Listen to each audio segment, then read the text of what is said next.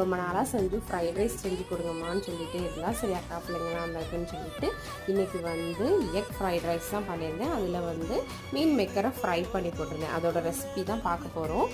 பாஸ்மதி ரைஸை ஃபஸ்ட்டு நல்லா பாயில் பண்ணி எடுத்துட்டேன்.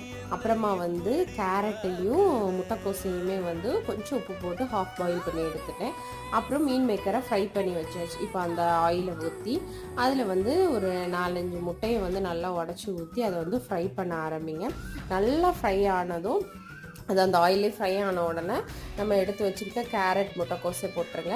அதையும் நல்லா ஃப்ரை பண்ணிவிட்டு அப்புறமா நம்ம பொரித்து வச்சுருக்க மீன் மேக்கரையும் போட்டுருங்க. கொஞ்சமாக உப்பு போட்டுருங்க. அப்புறத்துக்கு மிளகுத்தூள் ஆட் பண்ணுங்கள். நான் அது மட்டும்தான் போடுவேன். நான் டேஸ்ட்டாக இருக்கும். இதையும் போட்டு நல்லா மிக்ஸ் பண்ணிவிட்டு நம்ம வடித்து வச்சுருக்க ரைஸையும் எடுத்து போட்டு அரிசி உடையாமல் நல்லா கிண்டி விட்டுக்கோங்க. சூப்பரான ஃப்ரைட் ரைஸ் ஆயிடுச்சு. என்னோடய வீடியோ பிடிச்சிருந்தா மறக்காமல் சப்ஸ்கிரைப் பண்ணிக்கோங்க.